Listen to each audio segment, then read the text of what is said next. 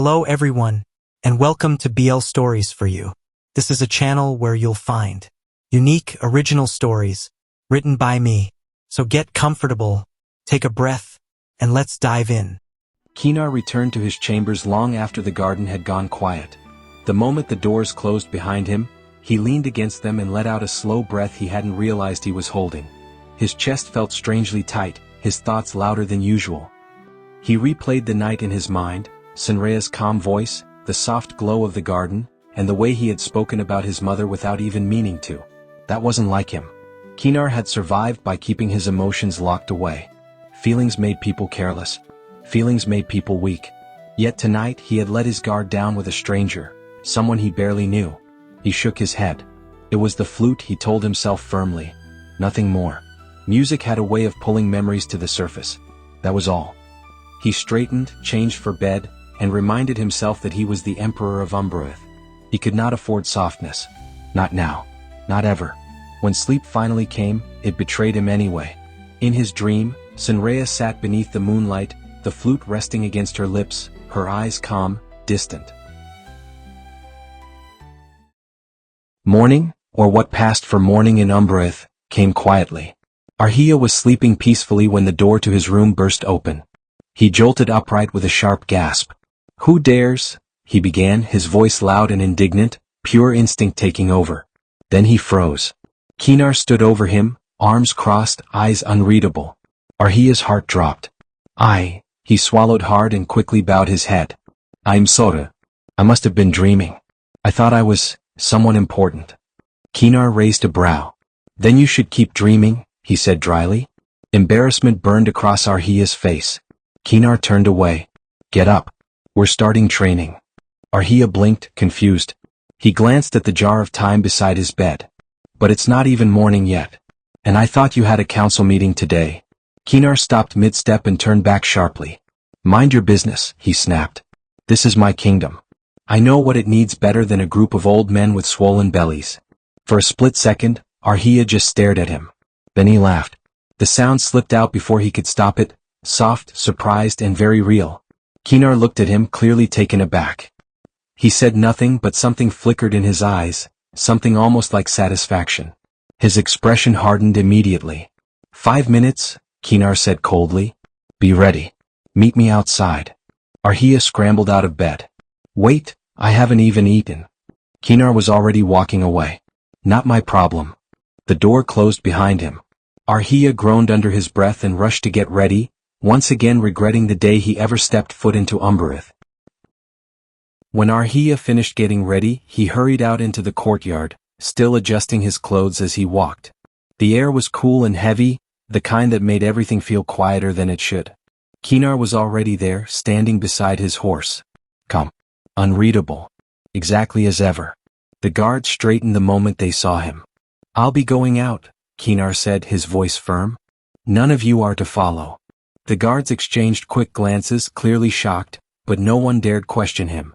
They bowed and stepped back. Kaenar mounted his horse smoothly, then looked down at Aarhiya. "Get on." Aarhiya hesitated for only half a second before climbing up behind him. The horse moved almost immediately, carrying them out of the palace grounds and into the darker roads beyond. As they rode, Aarhiya couldn't help himself. "You really didn't bring any guards?" he asked, holding on carefully. "Is that safe?" Kaenar let out a quiet scoff. "Escorts are mostly for show," he said. "A reminder to others that I'm king." His tone remained flat. "I don't need them to protect myself." Aarhiya was genuinely impressed, though he made sure not to show it. "Of course," he said lightly, looking away. "That makes sense." Back at the palace, Advisor Durian strode into Kaenar's chambers, irritation written clearly across his face. "Where is His Majesty?" he demanded. One of the guards bowed. "The Emperor left early this morning." Durian's jaw tightened. "Left where?" "I saw him ride out of the palace," the guard replied carefully. "He was alone, with the new maid." That stopped Durian cold. The meeting with the council elders was already overdue. Kaenar had ignored him before, but never like this. Never so openly. And now, an unknown servant was involved. Durian dismissed the guard and turned sharply, his mind racing. In the council hall, the elders were already seated, their expressions dark with impatience. The moment Durian entered, several of them spoke at once. "Where is the Emperor? Does he think himself above this council now?" Durian raised a hand. "His Majesty had to attend to an urgent matter," he said evenly. The room erupted in displeased murmurs. "Urgent?" one elder snapped. "He always has an excuse. He cares more about war and wandering than ruling," another added bitterly. "We put him on that throne knowing full well he carried demon blood," someone else muttered. "We even gave him our daughters to secure his claim." Their voices sharpened. "Why are we surprised?" an elder said coldly. "Demon blood does not know restraint." Durian said nothing. He sat there in silence, his thoughts far from the council chamber. All he could think about were the guard's words. Alone with the new maid. Lenrea's unease echoed in his mind. Whatever that woman's presence meant, Durian was certain of one thing. She was not insignificant, and she might become a problem. The training valley didn't break Kaenar. It broke Aarhiya. From the moment they arrived, Kaenar gave him no space to breathe, only commands. "Run." Aarhiya ran until fire tore through his legs and his lungs screamed for air. When he slowed, even for a heartbeat, Kaenar's voice sliced through the valley. "Faster." Then came the rocks. Heavy, jagged, merciless. They tore into Aarhiya's palms as Kaenar forced him to carry them from one end of the valley to the other. When his strength finally gave out and a stone slipped from his hands, Kaenar didn't react. "Pick it up." By the time sword training began, Aarhiya was already shaking. His arms were weak, his grip unsteady. Every swing he made was blocked, countered, or brushed aside with ease. Kaenar didn't even look like he was trying. "This is pathetic," Kaenar snapped, disarming him for the third time. "Is this really the best you can do?" Aarhiya bent forward, hands on his knees, gasping. "I'm trying," he forced out. Kaenar's eyes hardened. "Try harder. Or do you not want to see your precious Nelo again?" That did it. Aarhiya straightened slowly. Exhaustion gave way to something sharper. Hotter. "You know," he said bitterly, wiping sweat from his face, "I thought maybe today would be different." Kaenar paused. "Different how?" "After last night," Aarhiya said. "The garden. The flute. I thought we'd gotten closer." Kaenar's jaw tightened. He looked away almost immediately. "Don't misunderstand," he said coldly. "That changes nothing." Then he turned toward the cliff. "Climb up," he ordered. "Let's see if you've improved." At the edge, Aarhiya's stomach twisted as he stared at the raging water below. "Jump," Kaenar said. Aarhiya stared at him. "Now." "You heard me." Kaenar stepped back. Arms crossed. Heart hammering, Aarhiya stepped off the cliff. The wind roared past him. Panic exploded in his chest. He reached, desperately, for the power Kaenar always spoke about. To stop himself. To rise. Nothing happened. He hit the water hard, the impact ripping the breath from his lungs. Seconds passed. Then more. Kaenar frowned. Aarhiya didn't resurface. The irritation vanished, replaced by something dangerous. Without thinking, Kaenar dove in. Cold. Darkness. He found Aarhiya beneath the surface, thrashing, terrified, drowning. Kaenar grabbed him, locking eyes with him, forcing calm through sheer presence, then hauled him upward. They crashed onto the shore. Aarhiya coughed violently. "What were you thinking?" Kaenar snapped, gripping his shoulder. "Why didn't you tell me you couldn't swim?" "I can," Aarhiya gasped. "I just panicked." Kaenar froze. "Why?" Aarhiya looked away. "It reminded me of the academy." Back at the Sun Academy, students stood lined beside the pool as tutor Renee explained the exercise. "Meditation underwater," he said calmly. "When I call you back up, you rise immediately." They submerged together. Time passed. "Rise." Students surfaced, one by one. Aarhiya didn't. His body felt wrong. Heavy. Water burned his lungs as panic consumed him. Darkness closed in. At the last moment, tutor Renee dragged him out. Aarhiya lay on the ground, barely conscious. Through blurred vision, he saw Senrea watching from a distance with her friends. They weren't worried. They were laughing. Senrea met his eyes and smiled. Slow. Satisfied. Back in the present, silence settled between them. Kaenar listened without interrupting, his face carefully blank. Still, something shifted in him after hearing Aarhiya's story. He didn't comment on it. He didn't offer comfort. But when he finally spoke, his voice was quieter. "We should eat," he said. "You didn't have breakfast." "Neither did I." Aarhiya blinked, caught off guard by the sudden change of subject. "But we're soaked," he pointed out, glancing down at his dripping clothes. Kaenar didn't hesitate. He lifted a hand and murmured something under his breath. A wave of warm energy swept over them. In seconds the water vanished. Their clothes were dry, completely untouched, as if they'd never been near the river at all. Aarhiya stared down at himself, impressed despite everything.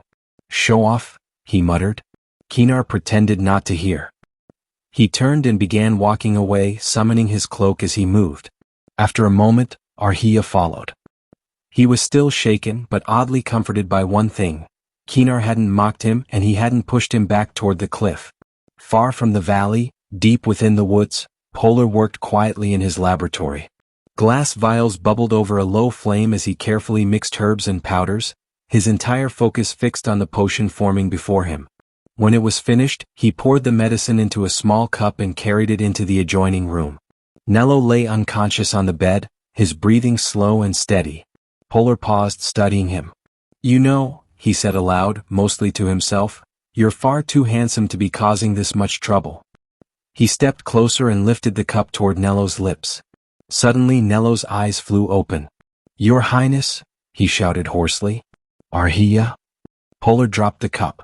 Before he could react, Nelo spotted him and panicked. His teeth sharpened instantly, dragon fangs flashing as he snarled and struggled to sit up. "Stay back." Nelo growled, ready to attack. "Wait, calm down," Polar said quickly, raising his hands. "You're safe. I'm not your enemy." But Nelo wasn't listening. Fear and confusion had already taken hold, his magic flaring wildly. With a tired sigh, Polar reached into his coat and flicked his wrist. A small dart sliced through the air and struck Nelo in the neck. Nelo stiffened, swayed, and collapsed back onto the bed, unconscious once more. Polar caught him before he fell awkwardly and laid him down properly. He rubbed his temples and let out a long breath. "This," he muttered, "is going to be a lot of work." Aarhiya was caught completely off guard when Kaenar led him through a narrow alley and stopped in front of what looked like an ordinary stone wall. Before Aarhiya could even ask where they were, Kaenar pushed open a discreet wooden door tucked off to the side and stepped inside. The moment the door shut behind them, warmth rushed over Aarhiya, along with the rich, comforting scent of food. Kaenar clapped his hands twice, sharp, confident, familiar. Almost immediately, a middle-aged woman emerged from behind a curtain. Her face lit up the second she saw him. "By the shadows," she exclaimed with a wide smile. "It's been ages. I thought you'd forgotten this place." Kaenar gave a small shrug. "I've been busy." The woman, Bona as Aarhiya would soon learn, laughed softly, then noticed Aarhiya standing awkwardly beside him. Her eyes lingered on him with open curiosity. "And who is this?" she asked. Kaenar didn't hesitate. "My new maid." Bona's brows lifted slightly. She looked Aarhiya up and down, clearly doubtful, but quickly masked it with a polite nod. "Well," she said, smoothing her apron, "welcome then. What can I get for you?" Kaenar turned to Aarhiya. "The usual for me," he said, then added, "What do you want?" Aarhiya hesitated, scanning the menu board. He ordered something simple, and then, without thinking, added, "And a jar of wine, please. It's been a long time since I had a proper drink." The room fell silent for half a second. Bona blinked. Kaenar slowly turned to look at him. Aarhiya froze as realization hit him far too late. He had completely forgotten about his disguise. "Wine," Bona repeated, tilting her head. "For you?" Kaenar studied Aarhiya's face, clearly amused, then let out a quiet sigh. "Fine," he said. "Bring the wine too." Bona hid her surprise behind a nod and disappeared into the back. They took a seat near the corner, away from the main dining area. Aarhiya glanced around, still amazed. "I didn't think you could just walk into places like this," he said. "Without guards." Kaenar leaned back slightly. "A lot of people don't know what I really look like, so I can go anywhere I please," he replied. "Besides, being a ruler doesn't mean I stop being human." He paused. "Sometimes I need to breathe. The palace is suffocating. Too many eyes. Too many voices." His gaze drifted around the inn. Places like this, the valley, the garden, they're some of the few places that feel real. Then he looked at Aarhiya and smiled. Small. Genuine. You should feel honored, he added lightly. I don't welcome anyone else into these parts of my life. Aarhiya's mind went blank. That smile caught him completely off guard, and for a moment he forgot where he was, forgot who he was supposed to be. He snapped back to reality when two beautiful female servers approached their table, setting down steaming plates of food and the jar of wine between them. Aarhiya tried, really tried, to push Kaenar's smile out of his mind as he settled into the meal. He focused on the food, the warmth of the inn, the familiar burn of wine sliding down his throat. For a while it worked. He laughed more than he meant to, relaxed more than he should have. Kaenar, on the other hand, barely touched his drink. He watched Aarhiya with open fascination, sharp eyes following every careless sip. I've never seen a woman drink like that, Kaenar finally said, half amused, half incredulous. Aarhiya lifted the jar in a mock salute. Then you've lived a very sheltered life, Your Majesty, he replied with a grin. You should try it too. Kaenar shook his head immediately. Alcohol makes people lose control. I don't like that. Aarhiya smiled softly. It's not so bad, he said. Losing control once in a while wouldn't hurt. Kaenar didn't argue. He just watched him. It didn't take long. The wine caught up with Aarhiya faster than he expected. His laughter faded, his shoulders slumped, and suddenly his eyes burned. Without warning, tears slipped down his cheeks. I miss you, father, he murmured, his voice breaking. I'm sorry I ran away. I'm sorry I was never good enough for you. Never strong enough. Never what you needed. Kaenar stiffened. Your father? He repeated slowly. Aarhiya sniffed, barely hearing him. I was a terrible son, he whispered. I disappointed you. Kaenar leaned closer, confusion written all over his face. Son. The word echoed in his mind, but before he could question it, Aarhiya looked up at him with unfocused, tear-filled eyes. You're very handsome, Aarhiya said suddenly, studying his face as if seeing it for the first time. Kaenar frowned. You've had too much to drink. He reached out, intending to lift Aarhiya and take him back to the palace, but Aarhiya leaned in instead, his voice dropping to a quiet whisper. I've never kissed a man before, he said softly, but when I look at you, I wonder what it feels like. Kaenar froze. Before he could react, before he could speak, think, or stop it, Aarhiya closed the distance and pressed his lips against his. Time seemed to stop. The world narrowed to that single, shocking moment. And then, everything went silent. Thanks for watching this episode. If you enjoyed it, don't forget to like, subscribe, and turn on notifications for more.